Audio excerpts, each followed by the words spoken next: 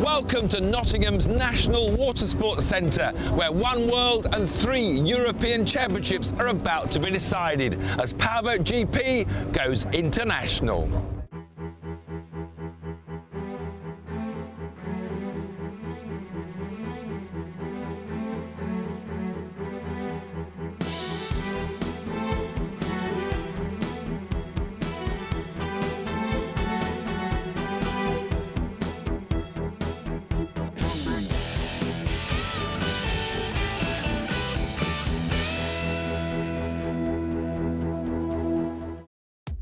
The F4S World Championship is fought out over 8 rounds at 4 events, with Nottingham being the grand finale, where the championship is to be decided between the young 17-year-old Italian Alberto Comparato and his Latvian rival Nikita Leitz. While British champion Ben Morse is hoping he can prove he can mix it with the world's best. European championships are traditionally fought out over a single weekend, with 4 heats for each class and the best 3 results counting. And this weekend in Nottingham, we're going to see titles awarded to the OSY 400 hydroplanes, the GT30 monohulls, and the GT15 juniors, where British hopes are especially high. And Britain's very own GT15 junior superstar is, of course, Ben Jelf. Ben, 4 British titles, 2 European, 1 world, but you're saying this is your last year of juniors? Yeah, unfortunately, it's my last year in juniors, but moving up to the GT30 class. You've just added another sprint title to your reign of junior titles. So how important is going out with a big high by winning this European Championship this weekend? Yeah, it'd be a great achievement for me. I mean, I didn't get to get the World Championship I wanted, so just sort of my last chance to get something big again. So, what do you think your best chance is? GT15 title or maybe the GT30 at your first attempt? I don't know, just have to see, really. Well, best of luck for the weekend. Thank you. But to everyone's surprise, the best Ben could do in qualifying was only good enough for 4th fastest, with Gregor Ivadi 3rd fastest, but declining to be interviewed because apparently that's bad luck in Estonia. 2nd quickest was Uvis Lazarenox. The European Championship attracts entries from all over the place, including Latvia, where it's a long way to come from, and of course not everyone speaks English. But Uvis is 2nd fastest in qualifying. Is he happy with his position? Tad tu esi 2. sacensībās kvalifikācijām, vai tu jūties laimīgs? Yes, I'm happy. And do you think he can get the championship? Vai tev liekas, vai tu varētu vinēt šo sacensību? Yeah. Yes. Yes. Well, pole position went to a very happy Estonian, Stefan Arand, who was prepared to dodge the bad luck bullet. Stefan, pole position and nearly 1 second faster. What is the secret of your speed? I guess the good boat, the good motor, the good prop, And the good rider. of course.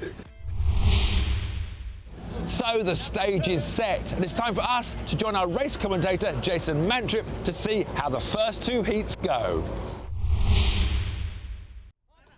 Heat 1 was to see the 2 hot favourites, Ben Jelf from the UK and Stefan Arand, the pole position man, left on the start grid.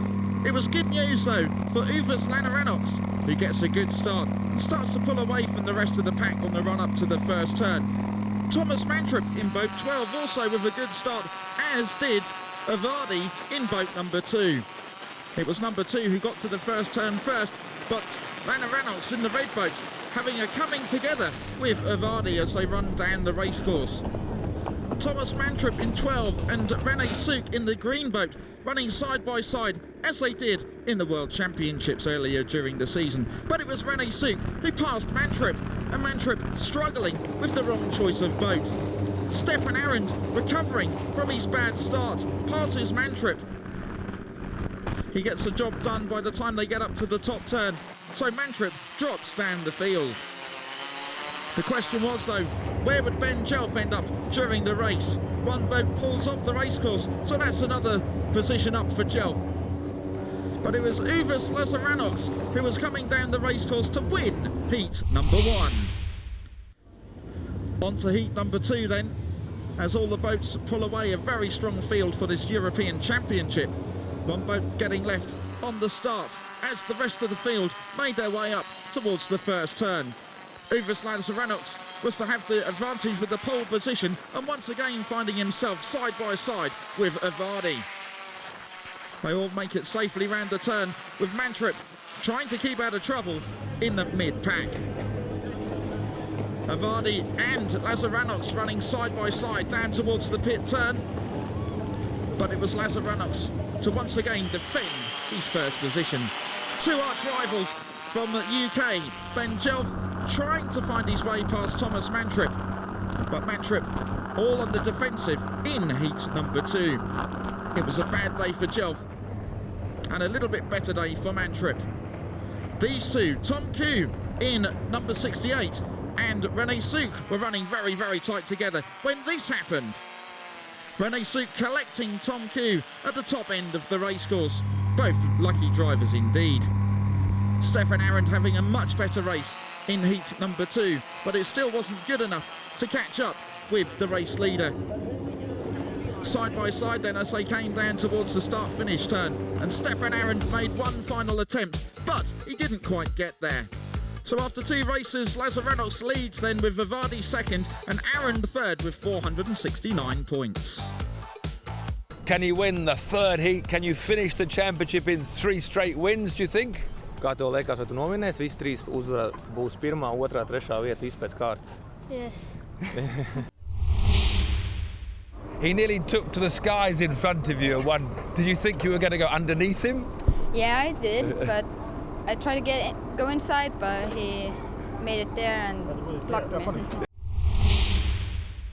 Hydroplanes are a very different beast to powerboats, not least because you drive them lying down on your front. You prop yourself up on your elbows, steer with your right hand and open and close the hand throttle with your left. It's a sport that's been through hard times recently in the UK, but it's now back on the up and up. And a man who's just recently added his 3rd sprint title is James Bowman. James, this is your wonderful craft. That is, yeah.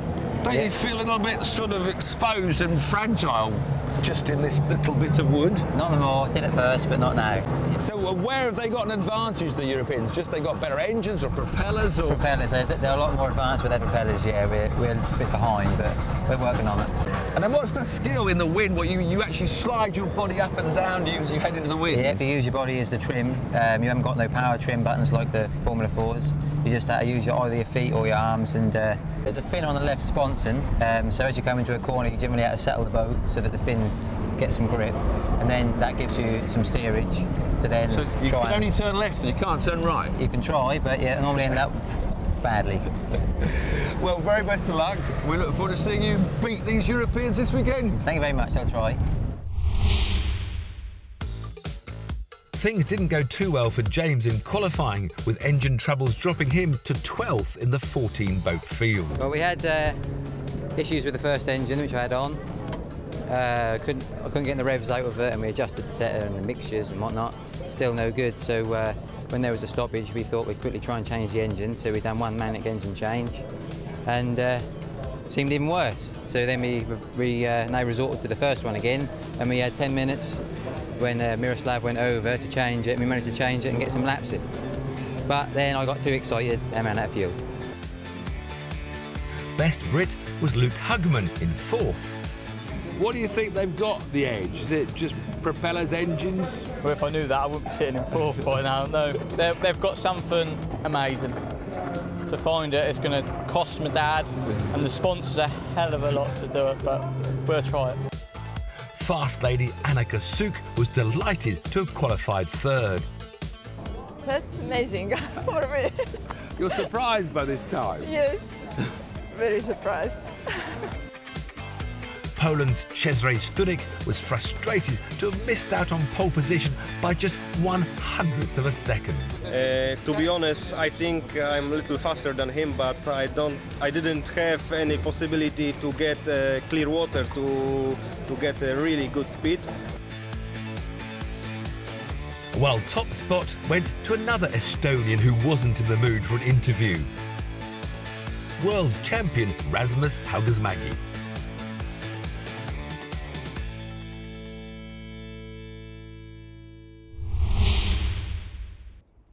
It was the current world champion, Rasmus Hausmägi, who was to lead the start of the race, starting from that pole position. A good start from him. Everyone else had to try and make it up to the first turn behind him. Brzezinski in boat number 2 finding himself right out of sync with a bad qualifying. In fact, Brzezinski only qualifying in 6th position. The rest of the boats made it round the first turn, always the most hairiest turn, and they made it back down the course. UK's James Bowman struggling a little bit with pace in a boat which he built himself.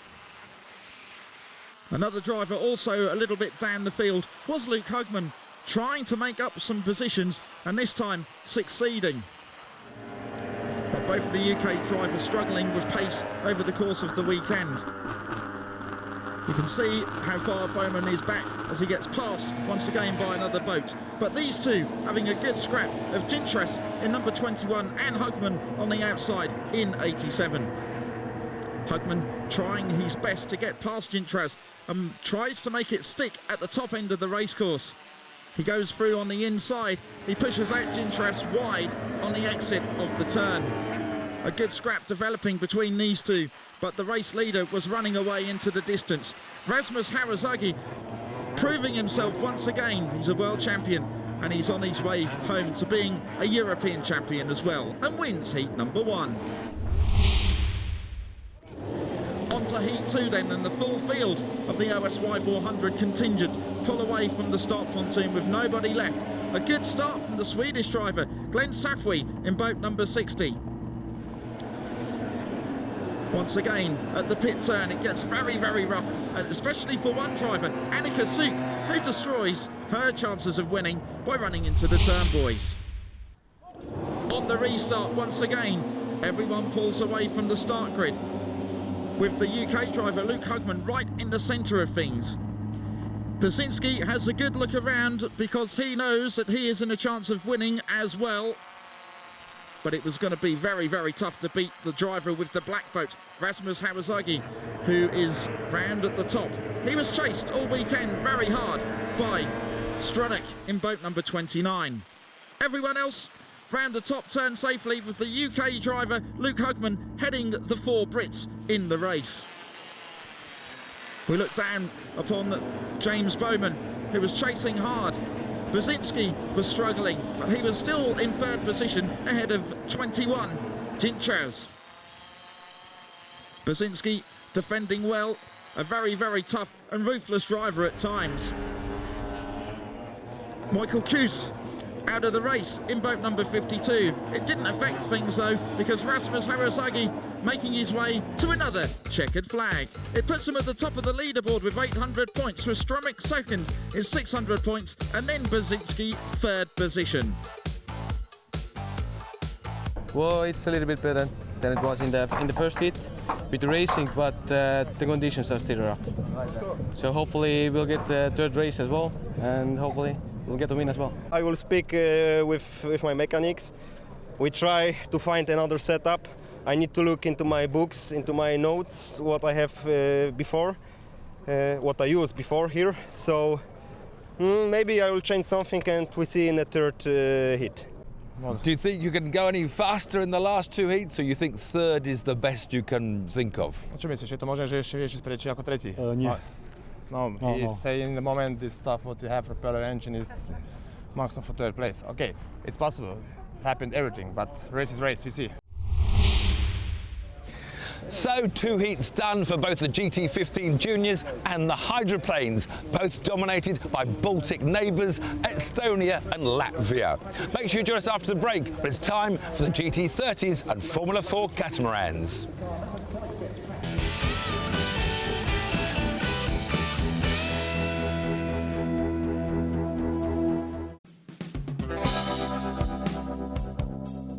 Welcome back to Powerboat GP, where it's time for the 3rd of our European Championships for the GT30 category, where our homegrown teams take on the reigning world champion, Finland's Sara Pakkonen.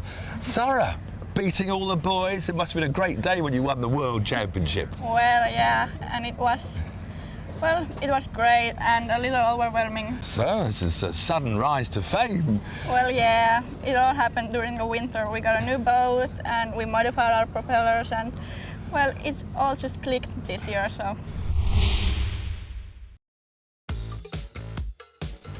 Sarah needn't have worried too much about her boat's speed as she qualified a solid second.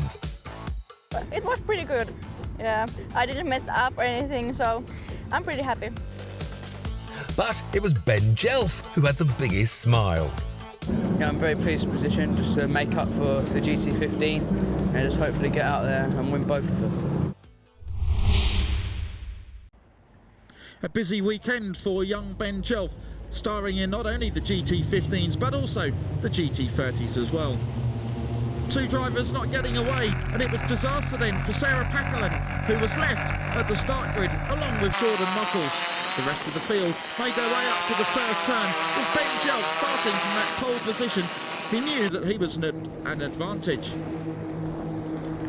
51 then was having a bit of a scrap with Ben Jelf on the run-up. Simzik chasing Jelf on the run-up to that first turn. A battle of the girls from the UK of Charlotte Newton in 27 and Jess Stoneman in number 49 having a great scrap just ahead of number 40 Kolpanowski. 47 Mantis finding himself in the middle between Newton and Kumansar, as Charlotte Newton was to find it very, very difficult scrapping with the young men. She hooked up a good inside turn though, and that will pay advantage on the next lap around. All sorts of peculiar lines then taken from boat number 40. Kolpanowski trying desperately hard. He's got a fast boat. He needs to put it in position to make use of the full line race speed. The battle of the girls between Jess Stoneman and Charlotte Newton still happened, but it was Ben Jelf who was to take the checkered flag. On to Heat 2 then, and once again the full field of GT30s pull away. This time Sarah Packalen getting a better start. But Jelf having the run up on the inside, finding himself with a little bit less of a good start this time around. And it's Kumansar in boat number 2 who was to be right up there amongst the thick of things. 51 though, the red boat of Semenks round the top turn with everyone else chasing hard. Kumansar in that third position was having to defend off Charlotte Newton and the rest of the pack. Sarah Packalen has a good look around. She needed to know exactly where boat number 9 Jordan Muckles was, as those two once again found themselves side by side. But Packalen was getting on with the job. She had a bad heat 1. She was making the most of heat number 2. Running side by side then with Charlotte Newton, Packalen was trying to get past one of the other young lady drivers in the GT30 race. Jess Stoneman, meanwhile, was having a very rough race mid-pack. She too finding the opposition very, very tough to beat. Charlotte Newton running side by side in which turned out to be a drag race down towards the pit turn with Kumansar. Kumansar in boat number 2 just managing to get ahead on that one. But Ben Jelf once again round the pit turn. He knew that he was on his way home to make it 2 out of 2. Could he make it hold on for one more lap? Sarah Packalen doing very, very well, and she too found herself ahead of Kumansar. At least she's going to salvage something from the weekend. But it was a win then in Heat 2 for Ben Jelf, making it 2 out of 2.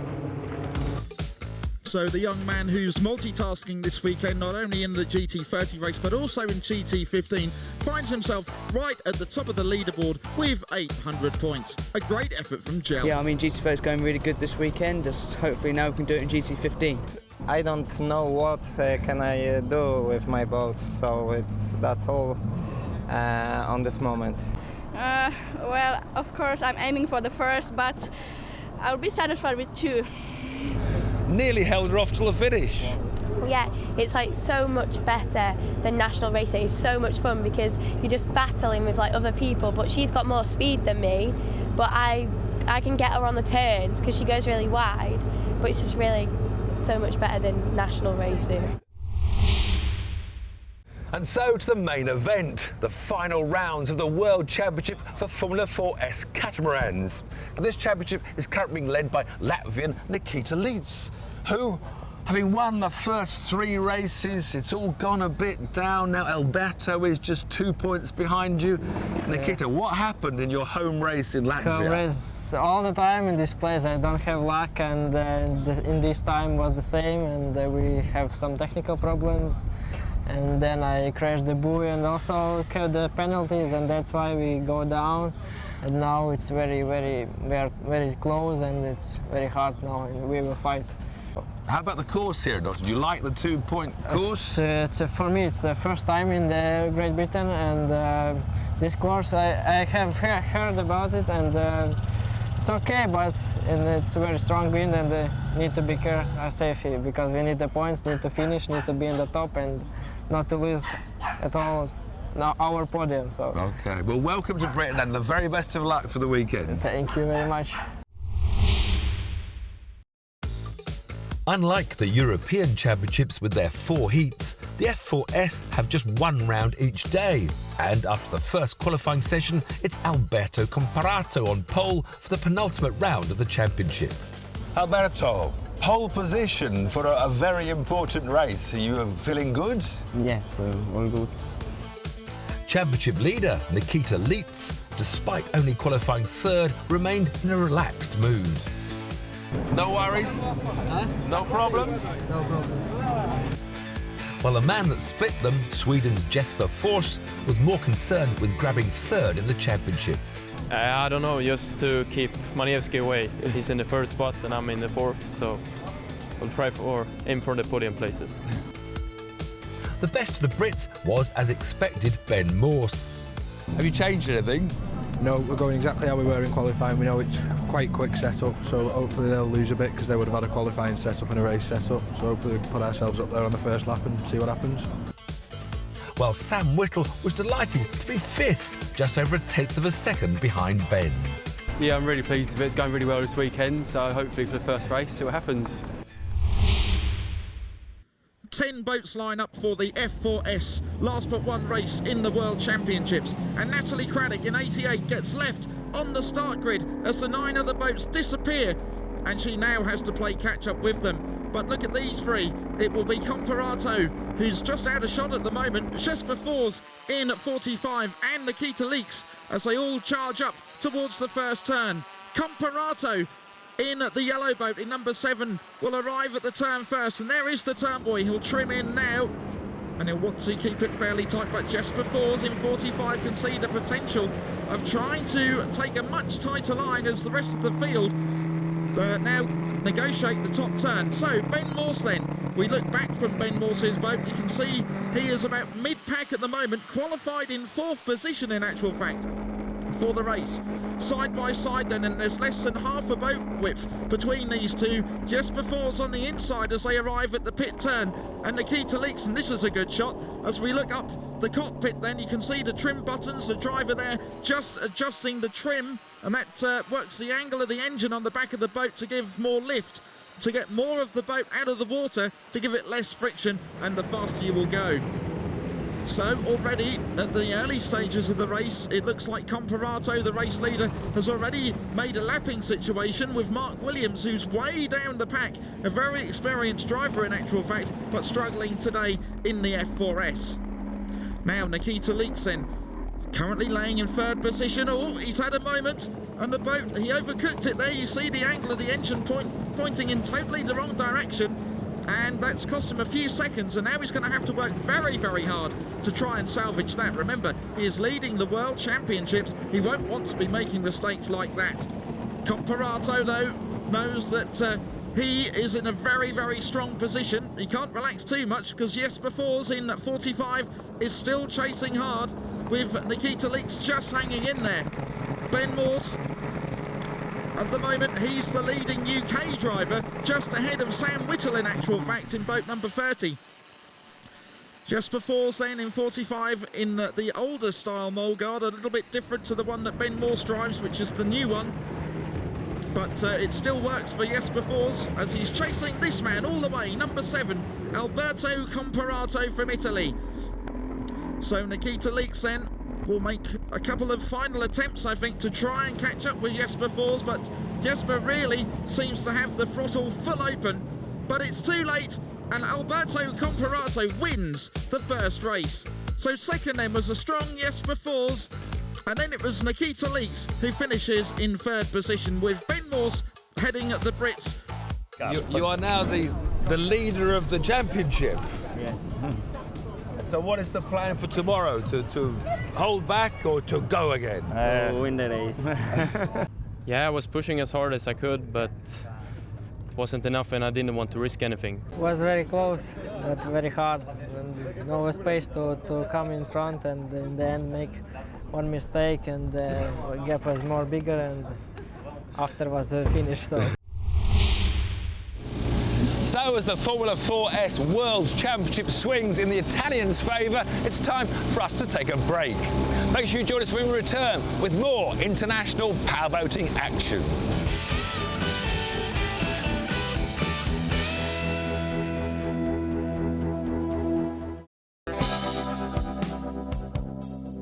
Welcome back to Powerboat GP, where the GT15 juniors are lined up for the third of their 4 heats, but Uvis Lazarenox is just 1 heat win away from being crowned European champion. Tensions are mounted very high then as we go into the third race of the weekend for the GT15 class. Everyone then gets away from the start grid, so it's a massive charge up towards the first turn. But it looks pretty good for Lazarenox, who's on the inside in the red boat. Stefan Aron, the very, very strong competitor, makes it round in second position, forcing the other drivers wide by the time they get to the turn. Thomas Mantrip, who was having a pretty miserable weekend so far, holding off René Souk in boat number 27, the all-green boat of Souk then, charging hard. Now this looks good. What's this? This is a challenge for the lead because it's Stefan Aron on the inside. He's saying, I want to come through, I want to come through. And Lazarenox says, no, you're going to have to drive around me, not through me. And Lazarenox wins the day on that one. But tough driving between these two. Very stiff competition, in fact. Stefan Aron desperate for a win. He threw it all away in the first heat when the boat didn't pull away from the start grid. And now he's hungry for a win. Lazarenox then coming down the racecourse in the red boat at the pit turn, and a textbook manoeuvre then. And watch this, because on the inside Stefan Aron exits the corner on the inside and bang again, and these two really scrapping. This is very fierce stuff indeed. And 19 on the inside, Lazarenox says no, you're not coming through. And Aron says yes, I am coming through, and they get to the top, and Stefan Aron does make it through. So action at the front then, and Stefan Aron using bully boy tactics to win heat number 3 of the 4-heat European Championships. European champion? Yes. Not yet. Why not yet? We have another heat now. But he cannot lose on points. No, he need to be second at least, or first. In actual fact, in heat number 3, the fierce driving between Stefan Aron in 19 and Uvis Lazarenox see them both disqualified from the race and starting right at the back of the grid. The bully boy tactics did not pay off. So the rest of the field then charge up towards the first turn with Ivardi on the inside in boat number 2 and Jelf in the middle and Mantrip. So those two coming into play towards the end. The rest of the field then go round the top turn, and you can see how tight it is. The standard 15 horsepower 4-stroke engines all producing the same amount of speed. They do around about 40 miles an hour in actual fact, and it makes the racing very, very close. And Thomas Mantrip then, his weekend goes from bad to worse, and he makes a bad mistake at the pit turn. He finished second here last year. It's not great for him this year in 2014. Ben Jelf then sees the opportunity to try and salvage something in the GT15 class and try and save some of his credibility in this class, as he too has had a miserable weekend as far as GT15 racing is concerned. A scrap to the race finish then, and Ivardi looks across and says, Jelf, you're not going to come through, I'm going to make it right till the end, and Ivardi does end up the winner. So Ivardi wins the heat with Jelf second and Tom Koo finishing in the third position. Mantrip did salvage 6th place in the end. But it was Gregor Ivadi who was awarded the European Championship title with 1,100 points, with Uvas Lazaranux in second and Ben Jelf making it third. Despite his success, even now standing on top of the podium as European champion, Gregor's trainer wouldn't allow us to interview him. They say it's bad luck in Estonia. On then to the third heat for the hydroplanes, lying flat on your stomach at 60 miles an hour across rough, bumpy water. Heat number 3 then, and Rasmus Hausmagi has it all to do, because if he wins this third and final heat, he will be crowned the European Championship winner here at Nottingham, home Pier Point National Water Sports Centre. A perfect course then for OSY 400 racing, albeit a little bit tight on the exit of some of the turns, but they all make it safely round turn 1, with Brzezinski still charging hard in boat number 2. But the leader then is Rasmus in number 77. He's followed by number 29 of Cezary Strumik in second position, and then Miroslav Brzezinski in that third place. The rest of the field beginning to have a scrap then for their respective positions, but UK's Luke Hugman is down in 6th position at the moment. On board with James Bowman, you can see how very basic the inside layout is on one of these OSY 400s. Just the wheel with the right hand it's operated with, and the left hand is operating the throttle, but it's pretty much flat out all the way around this racecourse here. So Brzezinski then holding off still. These two have been scrapping out all weekend. 21 of Mosinskas and Brzezinski in number 2. That's respective positions of 3rd and 4th place. As we look at the back marker then of boat number 8 in 12th position at the moment. Fimo Wend. Oh, and that's a retirement, and that's 37. James Bowman out of the race. So a miserable weekend then for him, but not for this driver. 77, Rasmus Hausmagi, who comes round the final corner then to take the checkered flag and also the European Championship. A great effort from the Estonian. The fourth and final heat then, minus Rasmus, because he doesn't need to take part in this. So it's everyone else has it all to play for as they all charge up towards the top then. On board with Brzezinski. He's had a great weekend. He's got 3rd overall in the championship at the way things stand at the moment. He wants a race win really, just to put a bit of a mark on this event as far as he's concerned. And you can see there the very ruthless Brzezinski. He's always been a hard driver, and he still continues to be a very, very tough driver to beat, even here at Nottingham. So laying in second position then with Brzezinski, he throws it into the corner as we ride on board with him now. And that's eject, and bye-bye Brzezinski as he rolls over. He's out of the boat, he's okay though. The red flags, it's a race stoppage. Now let's just quickly have a look at this, because Brzezinski, yes, he throws it in too hard, it catches the wake, the skeg makes it bite, and he rolls over. That's the end of Brzezinski's weekend as we go on to the restart for the fourth and final heat, and everyone is away. James Bowman makes it back out, incidentally, into the fourth and final heat. So his mechanical problems resolved, and that's a bad start, and he's left there. That's Luke Hugman, the other UK entry. He was laying 5th overall when he entered the fourth and final heat. He really wanted to finish 5th in the Europeans here, but that's blown any chance whatsoever of his 5th position in this championship. A few carburettor adjustments, I think, had been made, and that didn't pay off for him.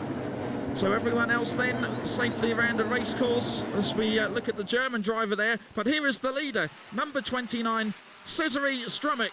As he goes up towards the top turn, he's been laying 2nd overall, and he is 2nd overall in the European Championships. But at the moment, he's leading this final race for the OSY 400s. A perfect drive then for number 29. He's had a pretty good weekend then, with one more corner to go. And he does, in actual fact, take the final checkered flag for the OSY 400s and wins the fourth and final heat. So Strumik wins the final race with Muknes 2nd and 3rd, Annika Suk. From the words and from the Europeans, it's fantastic. I think none of us Estonians have ever done it, so I'm really, really glad.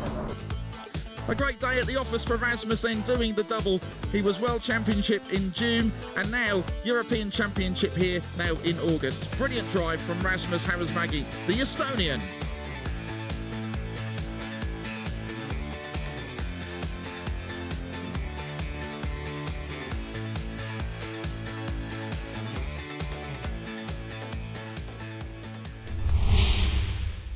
There may not be any championship rounds for them this weekend, but the Powerboat GP Formula 2 catamarans have still turned up to entertain with a series of challenge races.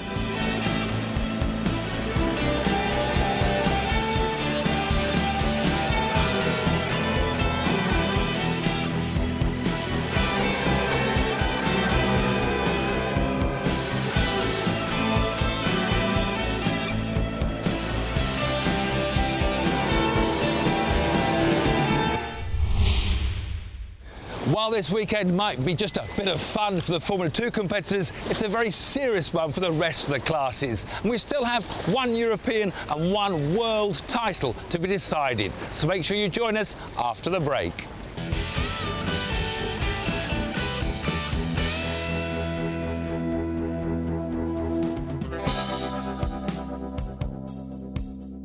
Welcome back to the Nottingham Water Sports Centre, where it's time for Heat 3 for the GT30s.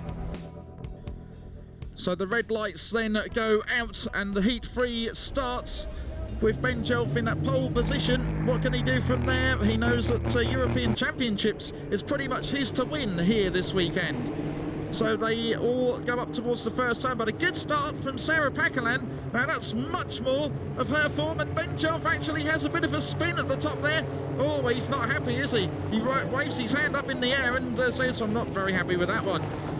But in the meantime, the race leaders, Sarah Paquelin in 97, beginning now to have a bit of a scrap, and this is much more her style driving now, right at the front end of the grid. She's been fairly quick all weekend, but really struggling with the starts. But 51, Marcin then looks across, and Paquelin is right on the case. Coming down towards the pit turn, Marcin on the inside. Paquelin a face full of spray then from the red boat. In the meantime, Jelf picking his way through the field. He's now past Abby Brewer, and now he runs side by side with number 27, Charlotte Newton. And Charlotte looks across, that she keeps it nice and tight on the inside, and Jelf forced out wide on that one. So Jess Stoneman, we ride on board with her. What can she do? But no, back to this again, because Ben Jelf, oh, that's much more Jelf style. Bully boy tactics up through on the inside, exits. Charlotte Newton tries to hook up a turn on the inside, but it didn't work for her. But in the meantime, 51 then, looks like he's done enough to win heat number 3. On to the final race, and what can Ben Jelf do? He knows that he's got to try and salvage it if he wants to become European champion. It's going to be close whatever happens. As we ride on board with Jess Stoneman at the start, and not the best of starts from her, I have to say, as Kaminsa gets a good start, starting way to the right-hand side of the grid. So Kaminsa then, a bad result for Heat 3 for him, so he's got to try and do something in the 4th and final race. But we go up towards the top, and Sarah Paquelin once again proving that she has straight line pace, as she is first up to the top turn. And Marcin in number 51 tries to hook up a nice inside turn as they exit the top turn, the first turn. But Paquelin is there, she's out there in front in the lead. So a great drive in the end, really, from Sarah Paquelin, as Ben Jelf then trying to pick his way through the field, but once again back with the leaders, and a nice turn, a nice tidy turn from these two. Marcin on the inside, Paquelin on the outside. Jelf is up to 3rd. So this is great stuff from Jelf. He knows that he doesn't need to do anything silly in this race, because he needs to become the European champion now. So, oh, and that's a moment, and that's contact, and that's 27 and number 2, and that's Charlotte Newton and Kaminsa really losing control down the straight. And oh no, Ben Jelf has had another moment. Oh, that's disaster for Ben Jelf. Not great news for him. And what does this mean championship wise now? And where does he need to finish if he wants to be crowned the European champion? We'll have to wait for the outcome of this. But Sarah Paquelin, though, this is much more her style driving. Number 97 has been a long time coming this weekend, but she does make it a victory in the end and wins heat number 4.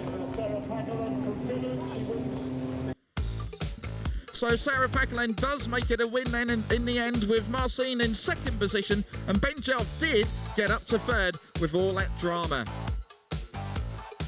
Yeah, I'm happy with that. I've just made up from the World Championship, which did not go too well for me, so it's a big achievement for me. Charlotte, you said you're enjoying this international racing, but that looked a bit too bruising on that race.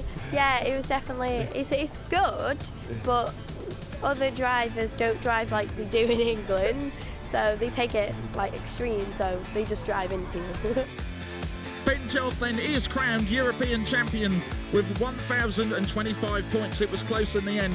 Marcin was second with 1,000 points, and Sarah Paquelin third with 925 points.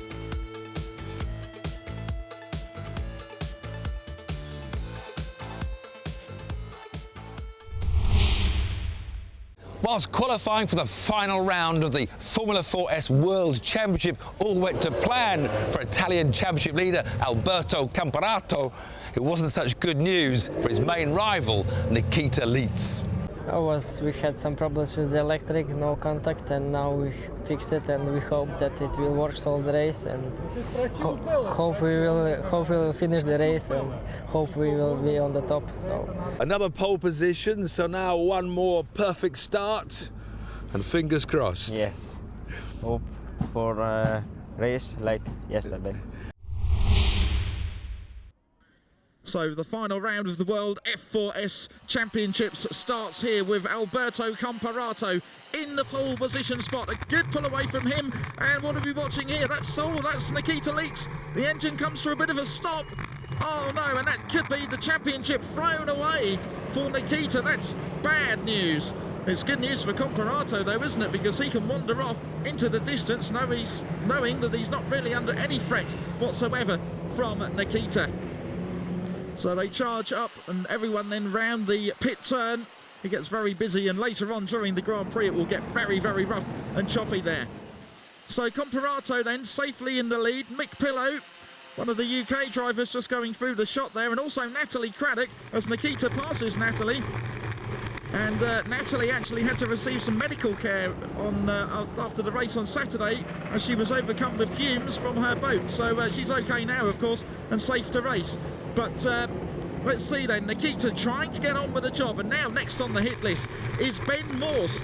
And Nikita takes the inside line, passes Ben Morse on the inside at the turn. A nice turn then, hooked up from Nikita. And Ben Morse, who's lacking a little bit of top-end pace, really, with the new mole guard. Still a tidy drive, though, from Ben Morse in 97. So now Nikita then is working his way. He's in about fourth position now, trying to challenge then on Manutski. Manutski then is just ahead, and now they run down side by side. But 79 just in front, and Nikita then will be desperate to try and get past. Just three other boats ahead then, Jesper Fors, and Camparato still leading, but he needs to get past Manutski as we now ride on board, and now we look at him and we see them go head to head down towards the pit turn with Manutski on the inside. Nikita's going to have to try and drive round the outside or do a textbook manoeuvre of trying to cut through onto the inside, which he does, and this has now put him into good position for the pit turn as they go down towards the pit turn now. Side by side action. And Nikita, can he make it stick around the corner? He needs to remember to trim in and not get too excited.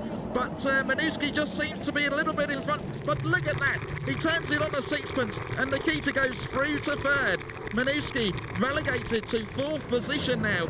But we now look at the race leader, Alberto Camparato. He's had two pole positions, one yesterday and another today, and surely will make it a win, the second win for him over the weekend. So Camparato round the final corner. He can see the checkered flag and he becomes world champion of 2014. A brilliant drive for Camparato. So Camparato winning the 20-lap Grand Prix with Jesper Fors in second position and Manutski actually in third place. Do you have any problems? Were you worried about the boat?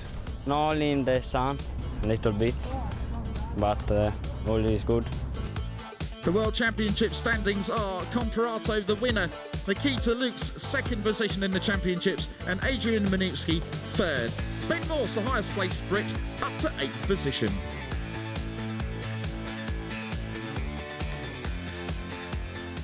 Well, that's all from Nottingham. Make sure you join us next time when the Powerboat GP British titles are decided in the final rounds at the Bedford Grand Prix.